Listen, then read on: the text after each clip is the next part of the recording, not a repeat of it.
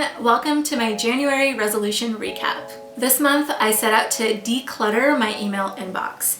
I deleted tens of thousands of emails, I unsubscribed from a bunch of listservs I don't even remember signing up for, I freed up a lot of digital space, I freed up a lot of mental space, and it sounds like I'm filming an infomercial right now, and I'm not trying to sell you anything, I promise. I just practiced digital hygiene this month, and it has had a positive impact on my day-to-day life, and I wanted to share that with you today.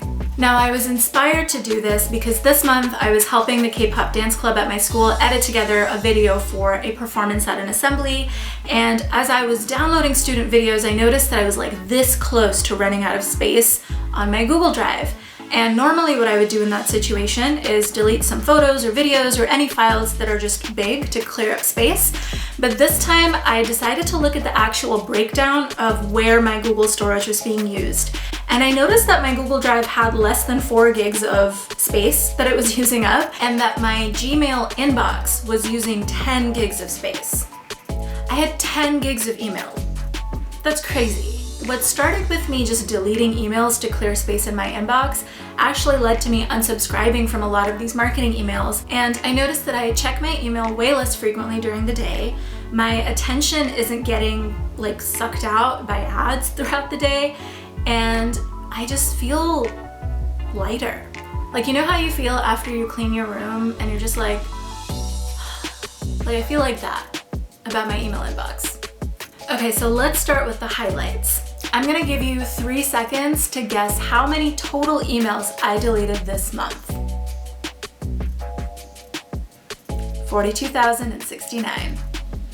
I started with about 67,000 emails in my inbox, and I chopped that down to about 25,000 emails, and I only deleted marketing emails. I didn't do the work of like figuring out which sentimental emails I wanted to keep, or like, are they sentimental? Does this have an attachment that I'll maybe need sometime later? I didn't feel like doing any of that. I just focused on advertising emails, and I freed up about 4 gigs of space. Why did deleting basically 2/3 of my email inbox free up less than half of the storage that my emails were using? My guess is that my other emails just have attachments that take up more space than an advertising email, which makes sense. But I think the more horrifying realization was that 2/3 of my email inbox were ads, just marketing emails. And it only took me about 2 hours over the course of the month to do this. I set aside 30 minutes every week to just chip away at it a little bit at a time, and I deleted 2/3 of my inbox. As I did this, I actually noticed some ways of making the process much more efficient and much faster, so I wanted to share those with you in case you were not already familiar with them. Here's some deleting email speed strats. Okay, so here we have an email from Kara Stace, a marketing email. I don't want to get these anymore. I'm not going to click here to unsubscribe from them because I don't actually know if this works. I'm gonna go at the bottom of this email and look for the unsubscribe button here. If you're not able to find it, you can also Control F to find the word unsubscribe in the actual body of the email, and that will make sure that you're truly unsubscribed from it. The next thing you want to do is copy the email that you received this from. Now here's the thing, I have made purchases from Kara Stace before, that's probably how they got my email to begin with, and I may not want to lose my receipts or product confirmation or order confirmations, so if I just search the word Kara Stace, then it's going to show me everything, and I might delete something that I want to keep. However, this email, you see it says m.karastaceusa.com. This means it's coming from the marketing department. And if you go to your other order confirmation emails, you'll notice they'll have something like customer service or customer care. So you're getting these emails from 2 different departments. And if you search by the email instead of just by the brand name, then you'll only delete the marketing emails and you won't have to worry about accidentally deleting something that you want to keep. You see, they like to send nearly daily emails, and normally what you might do is click here to select all and then delete, and that would mean that you would need to keep going page by page, on, and this is very tedious, right? You don't want to do this. So something you can do is when you click select all, you can select all the conversations that match the search. And since you're using this email, you don't have to worry about accidentally deleting something you don't want. And then delete. confirm the bulk action, and you are good to go. And if you're curious about how many emails there actually are, you can go to your trash and then you'll have the number right here. So I would have had 853 emails to delete individually, but I'm actually just going to delete them all right now. Now, as I did this, I was really surprised by some of the quantities of emails that I was getting from specific companies. For example, I received 440 emails from Peet's Coffee. Peet's Coffee is fine. I used to go there sometimes when I lived in San Francisco. I never needed marketing emails from them because I either would go to the cafe and buy a coffee or I wouldn't. I've never wanted to make an online purchase from Peet's. I also received like 807 emails from a company called Yumly, which is a BuzzFeed subsidiary. And I actually remember signing up for this. This was like when I first moved to San Francisco, I was like, I need a meal prep. And one of my friends sent me a link to a Yumly article, which had a meal prep guide for the week. And I was like, okay, I'll try it. I tried it and the food was good, but ultimately I ended up not like keeping up with cooking as a habit, and I never unsubscribed from it. So here I am like years later with over 800 emails from like a newsletter that I don't want. I was also really surprised to find that I had 3,417 emails from Twitter. If I wanted to know what was going on Twitter, I would just go on Twitter.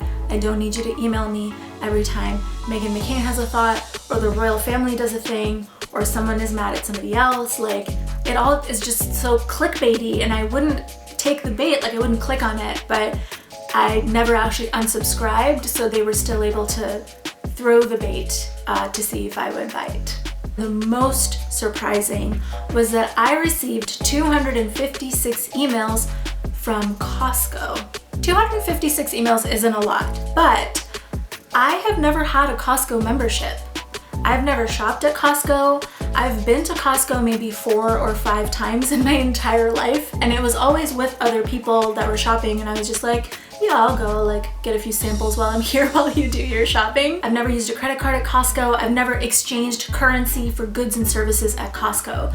So I was so bewildered at like how they had my email address. There's no way that I accidentally signed up for this because I've never shopped at Costco. So I looked it up, and it turns out that I'm not the only one. There's a lot of people that are like, hey, like, I'm getting these weird emails from Costco. It turns out that Costco is one of the many companies that use data brokers. Email addresses and phone numbers are bought and sold in these large like data dumps. Costco is one of the many companies that purchases them and just automatically signs those people up to receive marketing emails. Our data is bought and sold so frequently that we are receiving emails from companies trying to sell us things, even if we very thoughtfully decided not to sign up for those marketing subscriptions. Just this week, I placed an order from Crate and Barrel, and I very specifically didn't click that little box that was like, do you want to receive updates? Like, nope, I just want you to give me a tracking number when it's on its way. Don't ever email me again. And somehow this morning I received a marketing email from Crate and Barrel,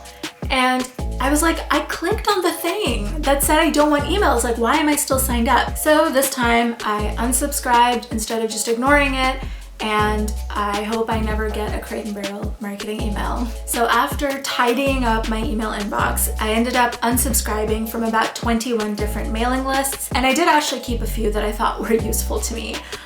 For example, I'm subscribed to the 1448 Project, which is an organization that produces plays. They had sent me a total of 18 emails, and all of them were like, hey, here's a new play, maybe you'll like it. And I want to know, because maybe I will like it. I like plays. I kept my subscriptions to curatorial magazines and art galleries because those are things I'm actually interested in. I want to know new shows that are coming up, artists that are making new art. I want previews of fashion shows so I can know what to watch. So those are still things I'm getting in my inbox, but I actually actively want them. I also kept myself subscribed to my favorite local bookstore because they just sent me a monthly email of like, hey, here's some new books.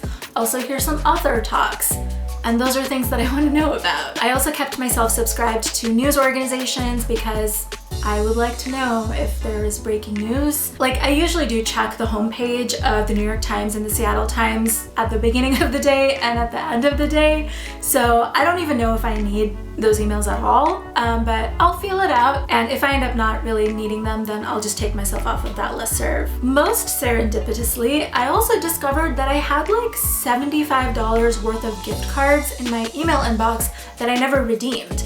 They were just like there, and I just missed them because I was getting so many emails that it was just like pushing them down. So I'm gonna get myself a little treat as a reward for practicing digital hygiene. If, like me, you haven't really thought about cleaning out your email inbox, I hope that this will give you some motivation and some strategies to make it an efficient process. I just actually feel like more calm and relaxed because I'm just cutting off all of these like attention grabbing things. So I hope this gives you some motivation to kind of rein in and take some more control. And I hope you find money like I did. I hope you find a few gift cards that you didn't know you had, so you too can get yourself a little treat. Thank you for watching, and I'll see you next time. Bye.